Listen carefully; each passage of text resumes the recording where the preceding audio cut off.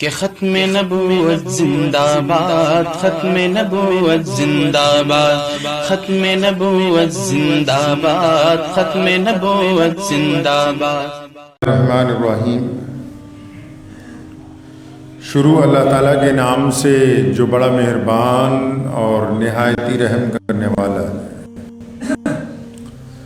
تمام حضرات درود شریف پڑھیں جی۔ اللہم صلی علی محمد وعلی آل محمد کما صلیت علی ابراہیم وعلی آل ابراہیم انک حمید مجید۔ اللہم بارک علی محمد وعلی آل محمد کما بارکت علی ابراہیم وعلی آل ابراہیم انک حمید مجید۔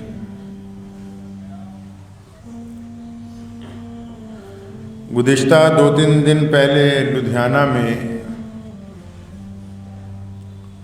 سلیم ٹاپری کے علاقے میں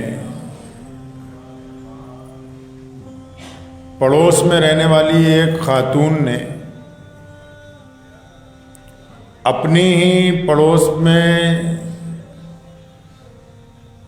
جو رہتے تھے عزیز ان کی 2.5 سال کی بیٹی کو بہلا پھسلا کے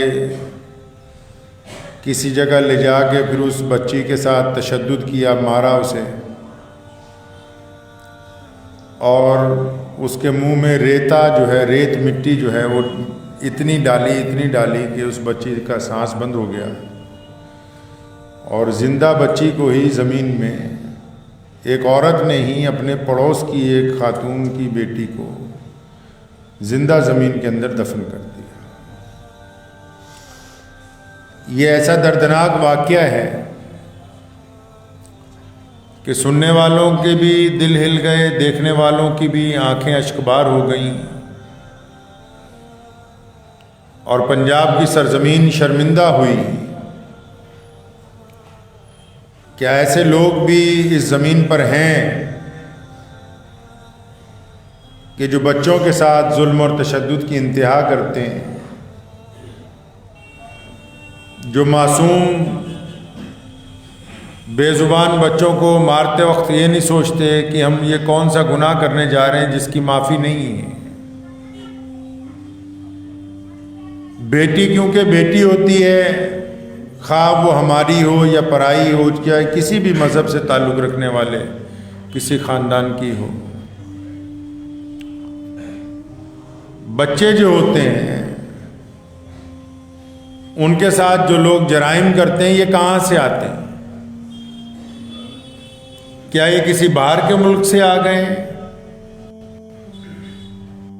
کیا یہ کوئی دہشت گردانہ حملہ ہو گیا ہے؟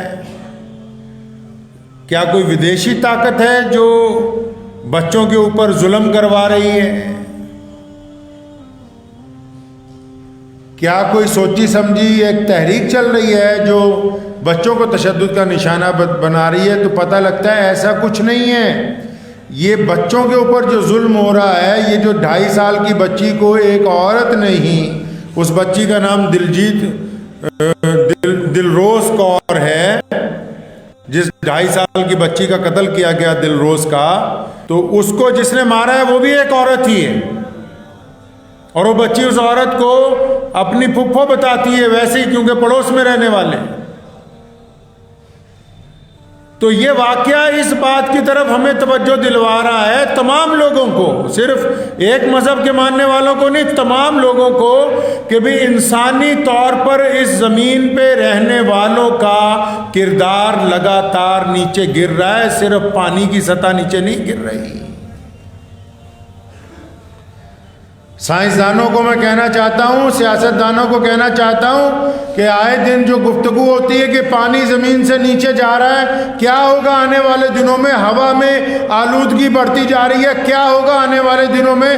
درختوں کی تعداد کم ہوتی جا رہی ہے، کیا ہوگا ایٹماسفیئر آنے والے دنوں میں؟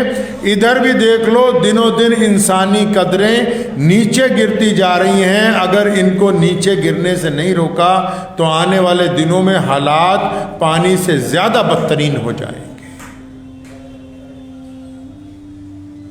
خود غرضی کی انتہا ہے ظلم کی انتہا ہے. اسلام نے کہا ہے ایسے لوگوں کے لیے. محمد رسول اللہ صلی اللہ علیہ وسلم نے بار بار تاکید کی. لوگ رسول اللہ سے پہلے بچیوں کو زندہ دفن کرتے تھے. کائنات کی وہ پہلی ذات ہے محمد رسول اللہ جنہوں نے اس ظلم کو روکا, اس ظلم کو گناہ بتایا, اس ظلم کو حرام کہا, اور کہا گیا اسلام میں کہ جو قتل کرتا اس کی سزا بالکل قتل ہی ہے. جو جس انداز سے جس مظلوم کو مار دے اس کو اسی انداز کے ساتھ مارا جانا چاہیے.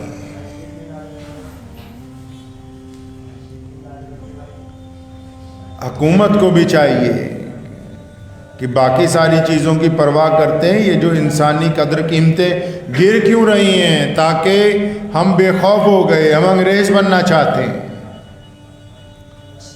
ہمارا بہت بڑا میڈیا زیادہ تر وہ لوگوں کو ترغیب دے رہا ہے کہ اگر کوئی کسی ماں بہن کو کوئی ٹوکے گا, کوئی کالج والا کہ یہ ایسے کام نہ کرو, تو اس کے خلاف خبر چلے گی باقاعدہ کہ دیکھیے عورت کی آزادی کے اوپر. یہ آزادی ہے کہ ایک 2.5 سال کی بچی کو آپ اٹھا کے اس کے منہ میں جب تک ریتا ڈالتے ہیں جب تک وہ مر نہیں جاتی. یہ سکھا رہے ہو آنے والی نسل کو کہ بس اب پکڑ لیا, آرام کرو جیل میں, عدالت میں جیرا ہوگی, مقدمہ چلے گا, سالوں سال گزر جائیں گے, ماں باپ کے دل میں غم زندہ رہے گا, باقی دنیا بھول جائے گی. پھر عدالت سوچے گی کہ فیصلہ کیا کرنا ہے, ثبوت ملیں گے, اگر ملیں گے تو سزا ہوگی, سزا بھی اس معیار کی ہوگی کہ نہیں ہوگی. میں یہ کہنا چاہتا ہوں عدالت کو بھی کہ دیر سے ملنے والا انصاف کبھی مکمل انصاف نہیں ہوا کرتا.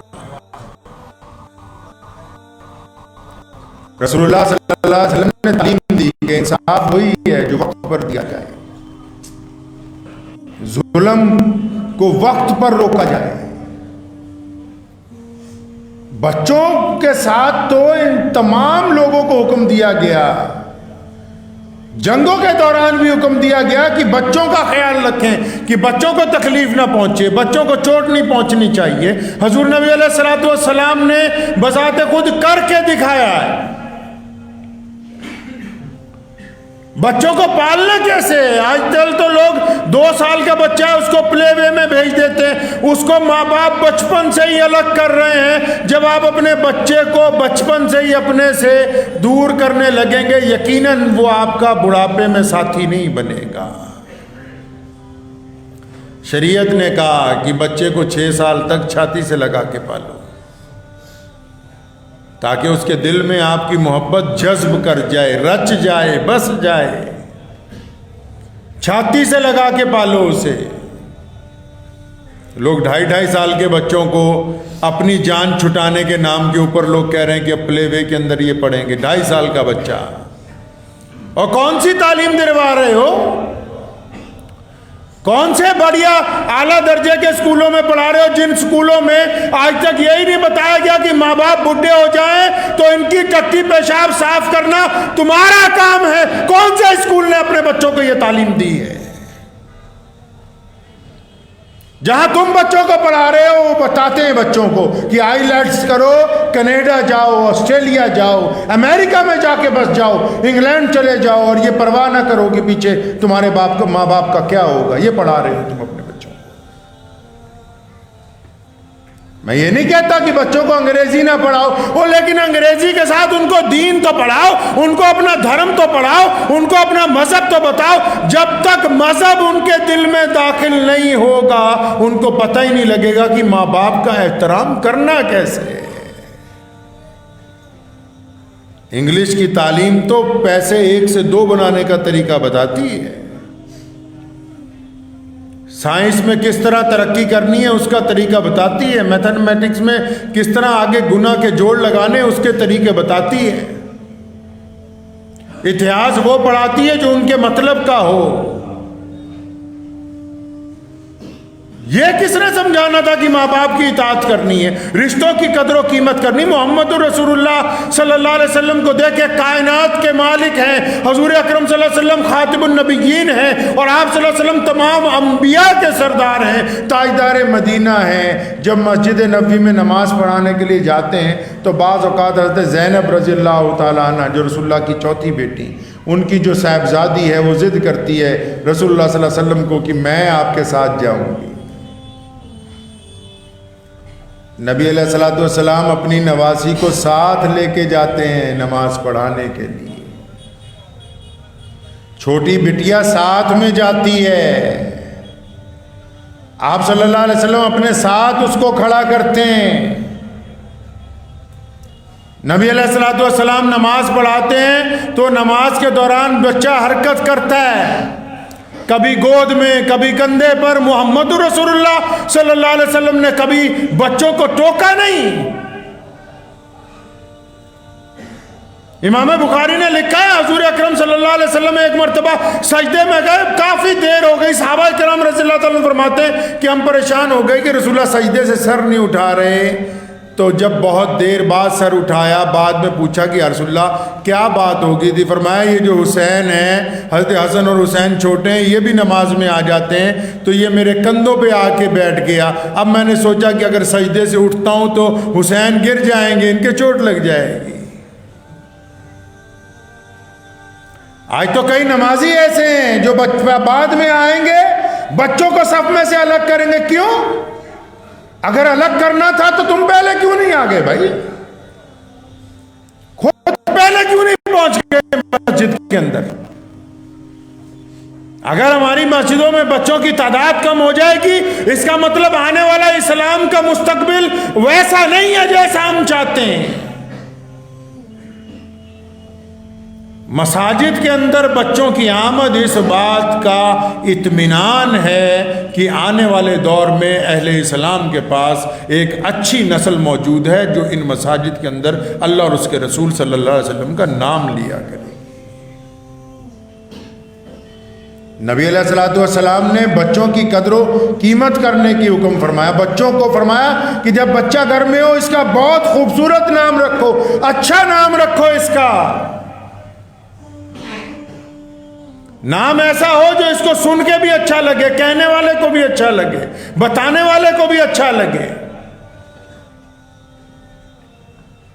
حضور اکرم صلی اللہ علیہ وسلم نماز عید پڑھانے کے لیے جا رہے ہیں، حضرت زید جو چھوٹے سے ہیں، یتیم ہیں، راستے میں مل گئے روتے ہوئے، محمد رسول اللہ صلی اللہ علیہ وسلم رک گئے، پوچھا بچے کیوں روتے ہو؟ تو بچے نے روتے روتے کہا جی میرے ابو مجھے ہر سال عید کی نماز پڑھانے لے جاتے تھے، ابا کہاں ہیں؟ ابا تو شہید ہو گئے، ابا تو انتقال کر گئے، ابا ہیں نہیں۔ سنو مسلمانوں، محمد رسول اللہ نے کیا کیا۔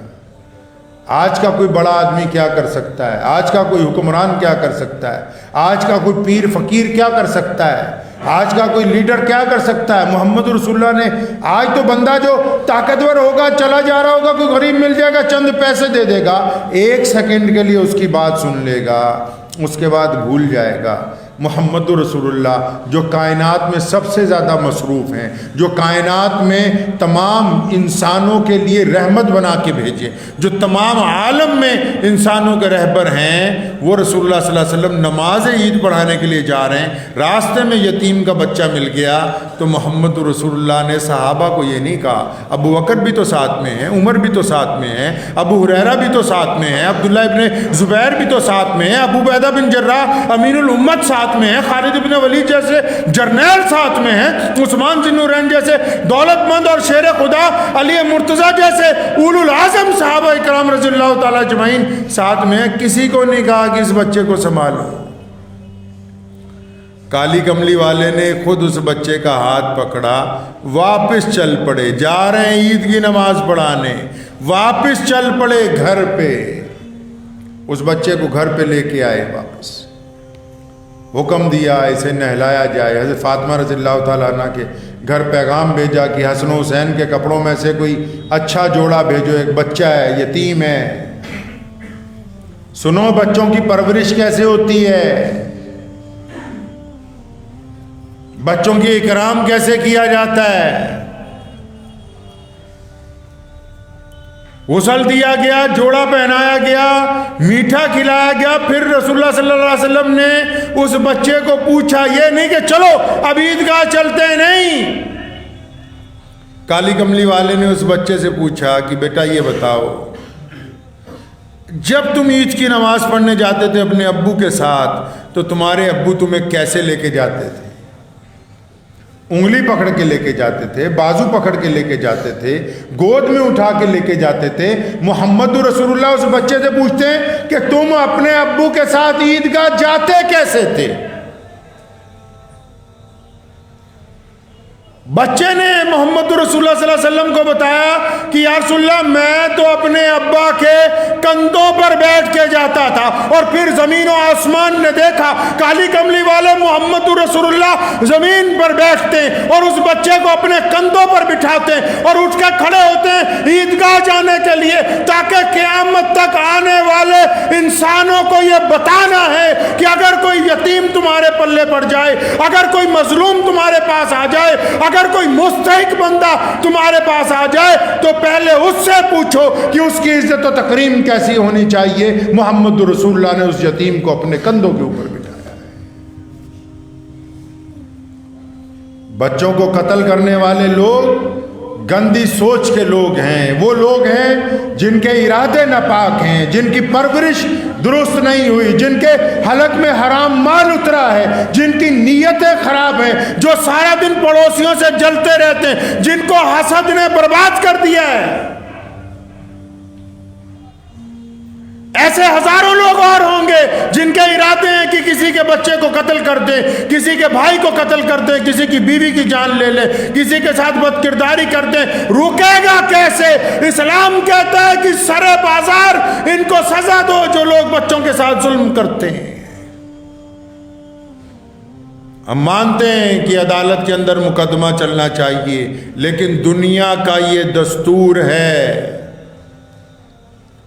یہ بھی دنیا کا ایک قاعدہ ہے کہ جب جرم ثابت ہو جائے، جب یہ بات طے ہو جائے کہ یہ بندے نے قتل کیا ہے ایک بچے کا، اس عورت نے اس بچے کو ہلاک کیا ہے، جب گواہ گواہی دے چکے ہیں، جب مجرم اپنا اقرار کر چکے، جب عدالت کی کارروائی ہو چکے، جب یہ لکھ دو کہ سزا طے ہے کہ اس کو اب سزا دی جانی ہے، تو پھر وہ قلمدان بچے کے ماں باپ کے ہاتھ میں پکڑاؤ، وہ طے کریں گے کہ اس کو سزا دینی ہے تو کس طرح دینی ہے. جب تک آپ مجرم کو سزا نہیں دیں گے، جب تک آپ یہ طے نہیں کریں گے کہ مجرم مجرم ہے، انسان انسان ہے. اور اسلام نے ہمیں یہ روایات دی ہیں، اور اللہ کا بڑا فضل ہے ہم پر کہ لگاتار پوری دنیا میں اہل اسلام ان روایات پر عمل کرتے ہیں. عمر رضی اللہ تعالیٰ عنہ نے اپنے بیٹے کو خود سزا دی تاکہ اس نے دوسروں کے ساتھ زیادتی کی تھی، اور اس حد تک درے مارے گئے کہ خلیفہ کے بیٹے کی جان نکل گئی، لیکن فیصلہ حق پر کیا گیا. یہ کیا رواج چلایا آپ نے کہ جو جس قوم کو ماننے والا ہے، جو جس برادری کا ماننے والا ہے، جو جس مذہب کا ماننے والا ہے، وہ اپنے مذہب کو اور اپنی قوم کو مقدم رکھتا ہے، انصاف کو پیچھے کرتا ہے. مجھے اچھی طرح یاد ہے میرے والد مرحوم حضرت مولانا حبیب الرحمن صاحب ثانی لدھیانوی شاہی امام صاحب رحمۃ اللہ علیہ، انہوں نے ایک ایک چیز ہمیں سکھائی. اکثر روز لوگ آیا کرتے تھے. ایک دن صاحب آئے ایک کہ جی میں کرایہ دار ہوں 40 سال سے ایک دکان کا، مالک مکان کہتا ہے خالی کر دو. کسی نے کہا آپ کے پاس جاؤ آپ رکوا دیں گے. پوچھا کرایہ دار ہو؟ کہنے لگا ہاں جی کرایہ دار ہو. تو فرمایا اسلام یہ کہتا ہے کہ کسی کی جگہ پہ ناجائز قبضہ نہ کرو. یہ کیا بات ہوئی کہ وہ مسلمان ہے تو ہم کہیں کہ تیرا غلط کام بھی ٹھیک ہے؟ آگے جو مسئلہ پوچھنے آیا تھا، جو مدد مانگنے آیا تھا، جو اس نیت سے آیا تھا کہ اب قبضہ چھوڑوں گا ہی نہیں، اس کے دل میں یہ بات گھر کر گئی کہ اللہ اور اس کے رسول صلی اللہ علیہ وسلم چاہتے ہیں کہ کسی کی زمین ناحق نہ مارو. مالک مکان غیر مسلم تھا، اسے کسی نے بتایا کہ وہ بندہ شاہ امام صاحب کے پاس چلا گیا، اب یہ دکان خالی نہیں ہوگی. لیکن یہ واپس گیا، اس کو جا کے کہا کہ ہمارا دین یہ کہتا ہے کہ ہم ناجائز قبضہ نہیں کر سکتے، آپ نے اتنے سال کرائے پہ دے رکھی، آپ کا بڑا احسان ہے، 2 دن کا وقت دیجئے، میں چابی آپ کو دیتا ہوں۔ آپ یقین مانو وہ بندہ بھی یہی ہے، چابی دینے گیا، سردار جی کو دھکے کے ساتھ زبردستی 5 لاکھ روپے اس کو دینے لگے کہ یار ایسے دیانتدار لوگ میں نے نہیں دیکھے جو 40 سال بعد چابی واپس کرنے کے لیے راضی ہو جائیں۔ یہ تو قوم کے لیڈروں کو طے کرنا ہے نا، ہر ایک مذہب کے قائد کو طے کرنا ہے۔ کل کی بات ہے، میرے پاس ایک صاحب آئے، انہوں نے کہا ہمارا بھائی اندر ہے 302 کے مقدمے میں نے ایمانداری سے پوچھا کہ قتل ہوا؟ کہنے لگا ہوا۔ میں کہا پھر ملزم کی حمایت کیوں کرتے؟ چھوڑ دو، پھر مت حمایت کرو۔ کب تک اپنے مذہب کے نام پر لوگوں کو ظلم کرنے کی اجازت دو گے؟ کب تک اپنی برادری کے نام پر لوگوں کو ظلم کرنے کی اجازت دو گے؟ کب تک اپنی نسل کے نام پر لوگوں کو ظلم کرنے کی اجازت دو گے؟ آؤ، اگر انصاف کے تقاضے دیکھنے ہیں تو پیارے نبی حضرت محمد رسول اللہ صلی اللہ علیہ وسلم کی سیرت کو پڑھ کے دیکھو۔ اسلام کہتا ہے، ایک یہودی محمد رسول اللہ صلی اللہ علیہ وسلم کے پاس آیا، تلوار بڑی قیمتی تھی اس کی، ایک منافق نے لے لی، تو دونوں حضور صلی اللہ علیہ وسلم کے پاس آئے اور آ کے کہا کہ یہ تلوار کا فیصلہ ہے۔ محمد رسول اللہ نے گواہیاں طلب کی، دونوں کی بات سنی، فرمایا یہ تو یہودی کی ملکیت ہے، یہ تمہاری نہیں ہے۔ آپ کیا سمجھتے ہیں کہ فیصلہ صرف اس کے حق میں ہونا چاہیے کہ وہ مسلمان ہے تو ہم اس کے حق میں فیصلہ کریں؟ یہ بات تمام مذہب کے لوگوں کو سوچنی ہوگی اگر اس زمین کو خوبصورت بنانا ہے تو۔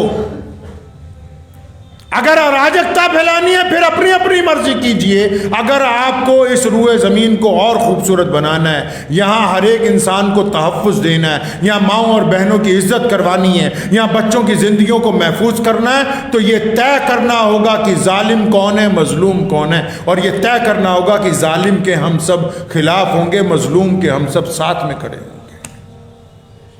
تلوار یہودی کو دے دی، اب وہ منافق تھا، مسلمان نہیں تھا، جو اپنے آپ کو مسلمان کہتا تھا، باہر نکل کے اس یہودی کو کہنے لگا میں نہیں مانتا، نعوذ باللہ۔ اور رسول اللہ کی بات کو جو نہ مانے مسلمان ہو سکتا ہے؟ وہ یہودی بڑا سمجھدار تھا، کہنے لگا جہاں مرضی لے جاؤ، اسے پتا تھا کہ سپریم کورٹ نے فیصلہ کر دیا، اب تو یہ پلٹنے والا ہے نہیں۔ کہنے لگا جہاں مرضی لے جا، کہنے لگا چلو حضرت عمر رضی اللہ تعالیٰ عنہ کے چلتے ہیں، بڑے جوشیلے ہیں، مسلمانوں کے ہمدرد ہیں۔ اور عمر رضی اللہ عنہ کا دروازہ کھٹکھٹایا، پوچھا ہاں بھائی کیا بات ہے؟ کہنے لگا جی یہ تلوار کی ملکیت کا مقدمہ تھا، یہ یہودی کہتا ہے میری ہے، میں مسلمان کہتا ہوں میری ہے۔ اس یہودی نے کہا کہ جناب یہ آپ کے پاس فیصلہ کروانے آیا ہے، اندر بٹھایا، تو یہودی نے کہا جناب فیصلہ آپ جو مرضی کر دیں، محمد رسول اللہ صلی اللہ علیہ وسلم نے اس کا فیصلہ میرے حق میں کر دیا۔ عمر رضی اللہ عنہ نے اتنی بات سنی، اٹھ کے کھڑے ہو گئے، فرمایا میرے آقا نے فیصلہ کیا؟ یہودی نے کہا ہاں جی آپ کے آقا صلی اللہ علیہ وسلم نے فیصلہ کیا۔ وہ منافق بولا نہیں جی نہیں، ہم تو آپ سے کروائیں گے جی، ہمارے ہاں بھی لوگ مولوی بدل بدل کے فتویٰ لینے جاتے ہیں، صحیح مسئلہ ایک جگہ پتہ لگ جائے جی نہ دوسرے مفتی جی آپ ہی سے لیں گے، انہوں نے صحیح نہیں دیا۔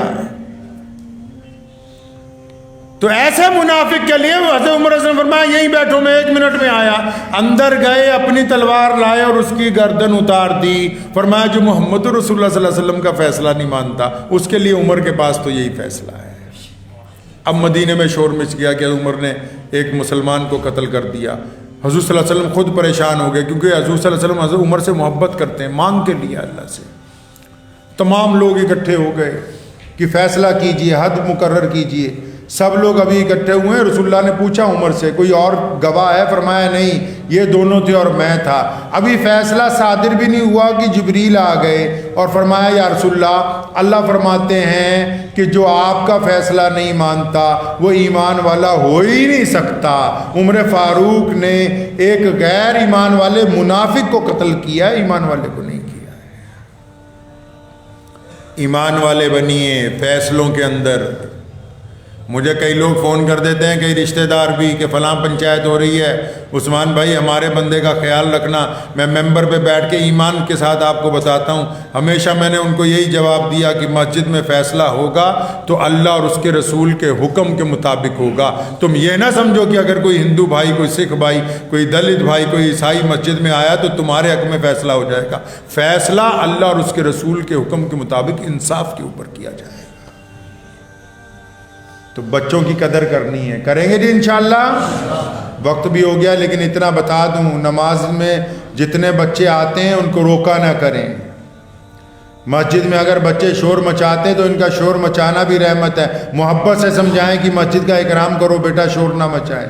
بچوں کے ساتھ سختی نہ کریں، بچوں کی تربیت خود کریں، ان کو صرف گھر والوں کے پلے نہ ڈال دیں، ان کی نقل و حرکت پہ خود نگاہ رکھیں، چھوٹی چھوٹی بات ان کو خود سکھائیں، جس طرح ہمارے ماں باپ نے ہمیں سکھائی ہے۔